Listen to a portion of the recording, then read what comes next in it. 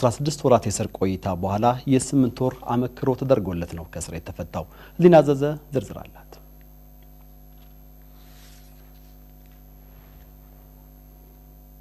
ጥሩ ጊዜ ነበር ያሳለፍኩት።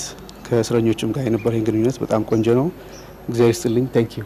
በቸልተኝነት ሰው በመግደል ወንጀል ተከሶ ነበር ድምጻዊ ቴዎድሮስ ካሳሁን ወይም ቴዲ አፍሮ በ2000 ዓመተ ምህረት ሚያዝያ 8 ወደ ማረሚያ ቤት የገባው። ከፍተኛው ፍርድ ቤት በወሰነው ቅጣት መሰረት ለ6 ዓመት እስራት ይግባኝ ከጠየቀ በኋላ ደግሞ 2 ዓመትና 18000 ብር ቅጣት ተወስኖበት ነበር። ይሁንና ድምጻዊ ቴዎድሮስ ካሳሁን ከ16 ወራት የማረሚያ ቤት ቆይታው በኋላ የነበረው መልካም ጸባይና ስነ ምግባር ጥሩ መሆኑን የማረሚያ ቤቱ አስተዳደር ኃላፊዎች በመግለጻቸው የ8 ወር አመክሮ ተደርጎለት ተለቋል። እንኳን ደስ አለ፣ እንኳን ለዚህ ያበቃ። እንኳን አብሮ ደስ አለን። አመሰግናለሁ።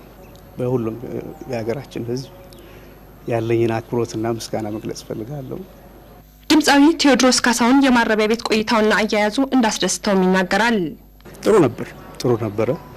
በዚህ ማረሚያ ቤት ውስጥም ብዙ ጥሩ ሰዎች አሉ። ከታች ፖሊስ ጀምሮ እስከ ላይ አስተዳደር ድረስ ብዙ ጥሩ ሰዎችን ለማየት ችያለሁ። ጥሩ ጊዜ ነበር ያሳለፍኩት። ከእስረኞችም ጋር የነበረኝ ግንኙነት በጣም ቆንጆ